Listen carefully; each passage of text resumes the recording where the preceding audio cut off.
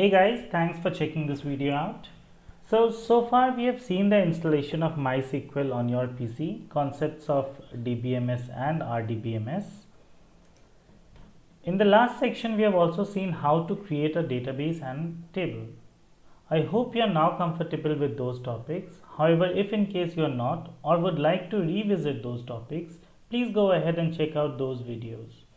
I have mentioned the URL for those videos in the description section of this video. Okay, now before moving ahead with MySQL, you would have observed the usage of data types and keys in the previous video. So in order to grasp the knowledge in detail, we are going to focus on keys concept and data types in this video, which will then be followed by modifying tables, adding and removing columns of a table section. So let's start with data types. So database can hold lots of different data types, and when you create your tables in your database, you are going to have to define which data type. Each column within that table can hold, and there is lots of different data types in MySQL. Most of them you will never ever use or even come across. So we are not going to look through all of them. We are just going to look at most common data types and the most important data types. So first let's look at numeric data type, and the first data type we are going to look at is int. So this is integer data type, and this is for when you have to store whole number, that is 1 or 2 or 3 or 4 or 5, anything as a whole number, either positive or even negative as well, -1 or -2 or -3. Similarly, it has to be a whole number. So for example, maybe you can take age. So this is, if in case you are using this age column in your database, this is going to be of integer data type. Now the next data type that we are going to talk about is float. And this is when you need decimal numbers. So for example, if you're storing height, you will take 1.5 meters, for example. So you have to use float data type, and you have to define how and how long that number is. So if you want to store 1.5, then the length is going to be 3. So it will be like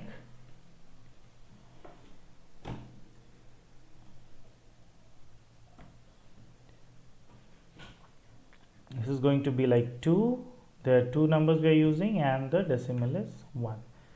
So for example, float height, and this is going to be, the size is going to be 2, 1. Okay, now maybe let's take an example of 1.70. so here you have to write float whatever is the variable, and then we are using 3 positions, so 3, and then after decimal there are 2 units, so 2.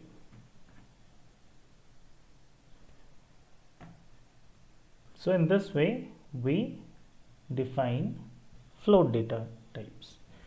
Now then let's look at decimal data type. So this is almost exactly the same as float, except you can see it for the precise decimal numbers, where float is the approximate decimal numbers. For example, if you only use 2 decimal places in a float, but you have a number, you try to get to a number like 6 or 5, then it's going around that last number up to 2 or 3. So for example, if you declare a variable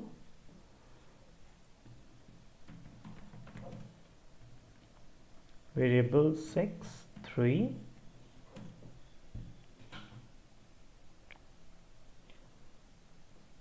it's not going to, it will not allow rounding off.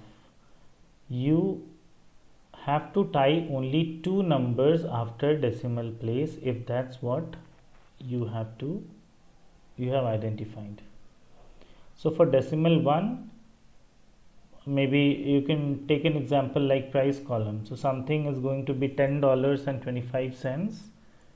Okay, maybe $10.25. So you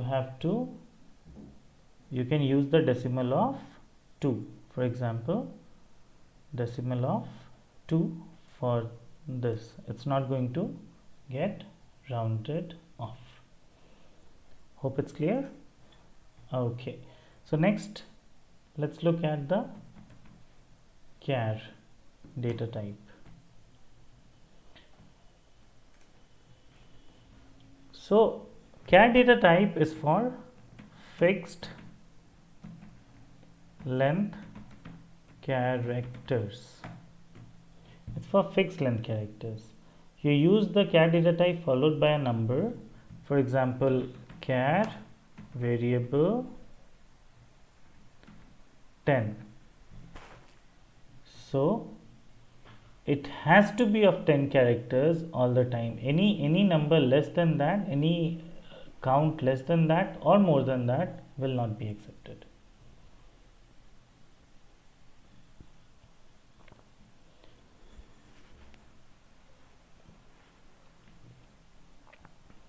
Okay, so similarly, if we go ahead with, there is another data type for character, and that is generally used is for varchar. So this means that this is going to accept the characters up to 30 characters long. So anything less than that is okay, but more than that it will not accept. It's a variable character. Okay. Now this is good for first name and last name, for example, that we used in our previous see here, it's good for the price. Now even first name, last name, it's good for that. Now next is the enum data type.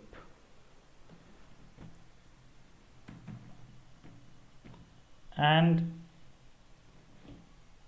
this is for holding values from a defined list. That is, if in case you are using a gender column, say male or female are the options in the list, so it can, this variable can have values only from that particular list, either male or female. It won't accept any other value. So you have to define which values this column can hold. It is good for gender. It is even good for yes or no section. If you have a column which holds the value either yes or no, this is even good for that. And last is the Boolean data type that we are going to look at. This is going to, so Boolean is like a non-numeric data type. This is just for holding true or false values. So for true and false values, this is good.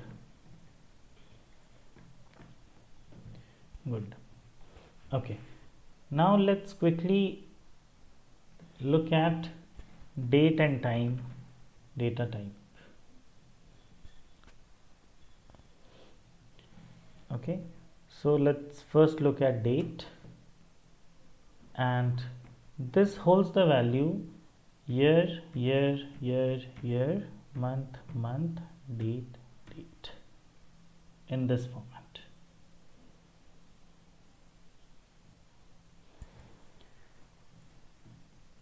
Now if we go ahead with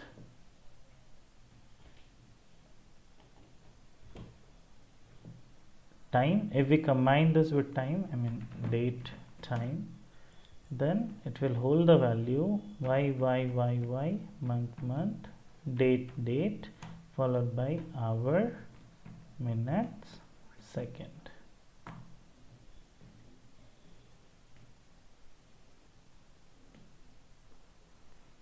So this is good if you have an order table. You'll have all the time gets logged as soon as someone places an order.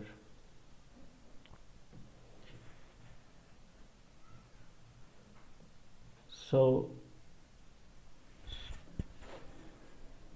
this is what we will be using in common, and this is commonly used as well. These are the data types, most important and most commonly used. Okay, now let's move on to the primary and foreign keys.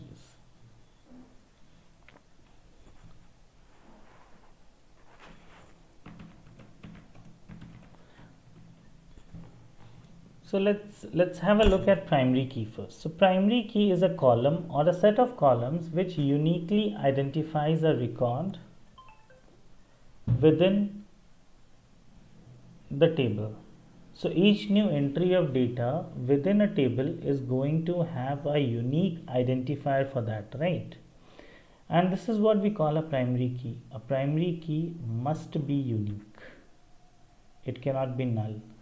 So it must have a value, and a table must have a value in the table for it to be considered as a primary key. Also, a very important feature to notice is that a table can have only one primary key. So a table can be made of multiple columns, but there can only be one primary key per table. So let's look at our shop database.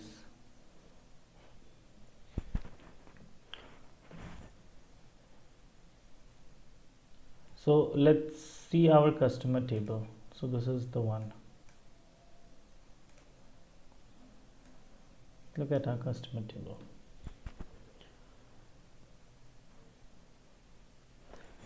So ID is the primary key, and we can see that because it's unique by nature, right? So we cannot consider first name to be a primary key or the last name to be a primary key, because there can be 3 names, 4 names, multiple names, or multiple customers can have same name. The same goes with the last name. Multiple customers can have same last name. Gender cannot be obviously gender cannot be a primary as well, and the same goes with the phone number. In some circumstances, phone number can still be considered as a primary key, but as I said, there can be only one primary key for one table. So the best option here would be to select ID, because that is going to be unique. Okay, now let's look at the foreign key. So a foreign key is used to link. So a foreign key is used to link 2 tables together, and the foreign key is a column whose value match the value of another table's primary key column, and the table with primary key is called reference or parent table. The table with the foreign key is called child table. Important thing to notice is that unlike primary keys, a table can have multiple foreign keys within it. Let's look at the foreign key example in our orders table. Yeah.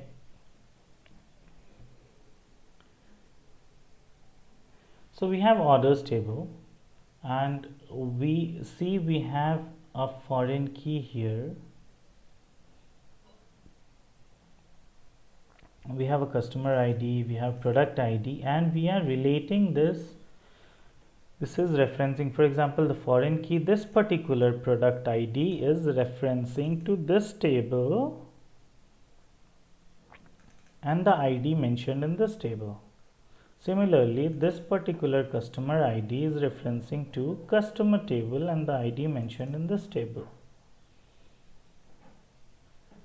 So, orders table will be the child table, whereas customer table and products table are going to be the parent table.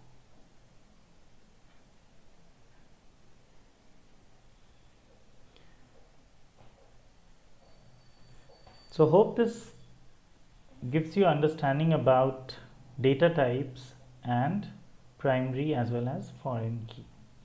So let's move on to the next section, which is how to add, modify or delete columns in a table.